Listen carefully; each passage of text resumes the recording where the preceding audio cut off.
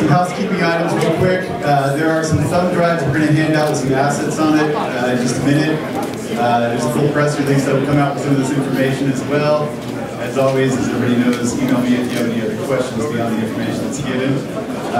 There is one more company that came in late main here, who unfortunately is not on this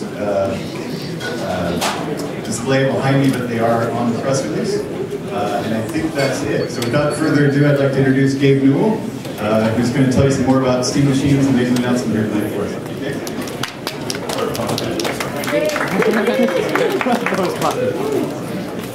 So I'm not going to use the mic, so let me know if you can't hear me.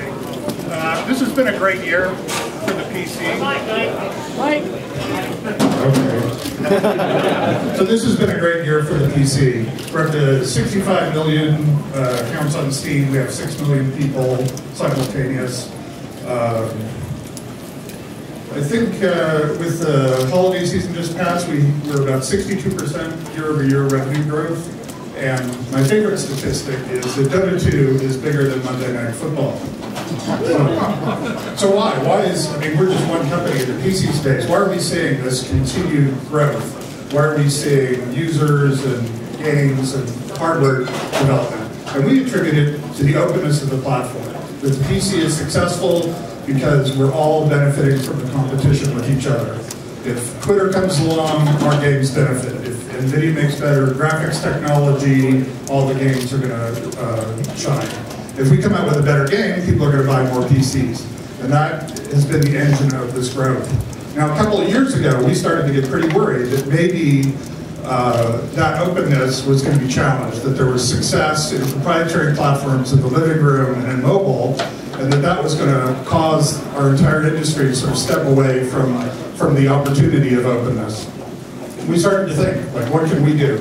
You know, there are lots of people who can take on this challenge, but what were some of the pieces that Valve could try to help with? And we picked 3 things to look at. The first was thinking about the user interface, the operating system, the platform side of it. We had a lot of experience with Steam, and we could work by developing something called Big Picture, and then moving all of that on top of Linux, we'd have a platform that everybody could use. There were a set of form factor issues. The hardware that you're used to using on an airplane is not necessarily the right form factor for what you want to have in the living room. So there are a set of issues there that we wanted to address in terms of hardware design. We wanted to prove that they were possible and to share that knowledge with partners. Third issue is, how do you interact with these devices? We needed a controller design that was consistent with the interaction modes that people were going to be using in the living room. That doesn't mean that people won't use mice or keyboards, but it does mean that they have another option, one that really allows software developers to give people great experiences in that environment while also continuing to give people access to all of the great internet and PC applications. So last year we said, okay, we're going to be building some of these machines. We built them and given them out to people. And today we're taking the next step. And the next step is to say that there are a bunch of other hardware manufacturers who are also going to be introducing Steam machines. So here's the list plus one of the people who are here tonight. All of these hardware developers are here and are very interested in hearing from you and talking to you about what their experiences are, what their thoughts are about the PC moving into the living room, and the steps that we've taken to enable that. Do we have the machines back there? We're ready. Oh, here we go. Here are the 12 new machines. 13 new machines. So each one of these represents a different take on the right solution for their customers in the living room. We look forward to having our games and our platform on this, and I'm sure all of those people are interested in talking with you. Let's see, what else do I need to say? I think that about covers it. I'll actually take a couple of quick questions, if anybody has one. You here? Hey, what is the variance in specs on these? Is it like from super low end to super high end, or we have like, they're all sort of in the middle, or? There's a lot of variation, low end to high end, both in the devices you see here and in product lines that people are going to have. I mean, that's one of the strengths that the PC has, is customers can get the experience that they want, while software developers can be guaranteed a stable platform for delivering value. Right here? Is Valve going to be producing its own line of hardware and selling it to consumers, or is the prototype it? We're going to continue to make that decision as we go along. We've been happy with the results doing the hardware development. We have plans to build more machines as our customers demand. We also expect people to be really happy with the range of offerings coming from these hardware manufacturers. Mr. Newell? Yep. Do you have a release window or date for when consumers will be able to get some of these machines? That's a great question for the hardware manufacturers who are here. You should ask give each one of them the chance to answer that. Yep.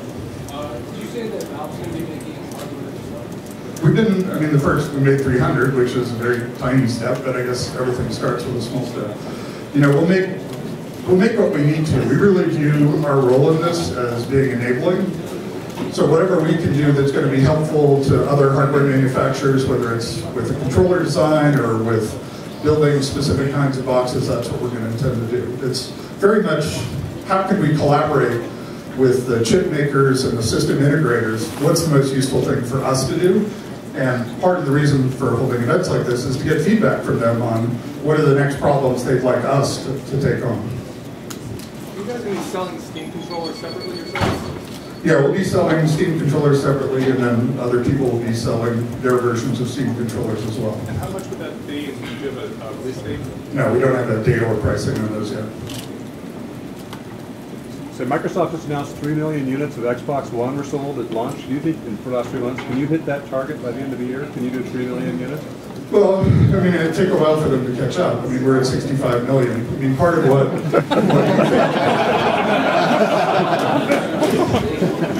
part of why we think that this is the right direction to go in is that we can benefit from everything that people have already done. If they've invested, you know, if I buy a game on Steam and I'm running it on Windows, I can go to one of the Steam machines and I already have the game.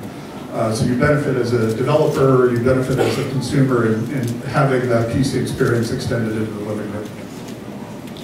Down here in the back. I'll go. What has the feedback been like from your beta users so far? The beta users have been super happy. We actually kind of want them to tell us what's wrong, so we're kind of poking at them a little harder. Right now they're just saying this is the best thing since, you know, beginning of, you know, time or something. So we're trying to get them to give us sort of more, how can we iterate on this and what are the steps that we need to solve next. One more question. What are you doing to encourage developers to develop? Well, right now we have about 250 titles running. There are a bunch of different things you need to do for developers. You need to help them make money. You need to view that as an opportunity. You need to give them development tools that make it easy for them to support Linux and Mac and Windows simultaneously. We need to make sure that we address concerns or issues they raise about controller design, and on and on. So it's just, you know, the kinds of blue-collar stuff you do anytime you're developing a platform. Same kinds of things we've been doing to make Windows the success it is currently.